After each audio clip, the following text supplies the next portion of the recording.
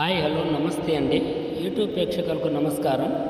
ఈరోజు మనము పెళ్లి సంబంధం గురించి తెలుసుకోబోతున్నాము.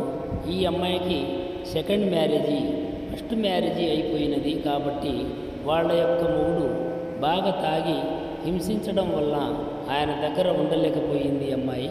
మరియు వాళ్ళ యొక్క తల్లిదండ్రులు చాలా పేదవారు కాబట్టి వారు మాకు మ్యారేజ్ బ్యూరోకు ఆ అమ్మాయిని ఇవ్వడం జరిగింది. ఎవరైనా సరే ఫస్ట్ మ్యారేజ్ కానీ సెకండ్ మ్యారేజ్ కానీ ఎవరైనా ఈ అమ్మాయిని చేసుకోవాలి అనే ఆలోచన ఉంటే మీరు తప్పకుండా ఈ స్క్రీన్ మీద ఉన్న నెంబర్ను ఫోన్ చేసి మాకు తెలియపరచగలరు.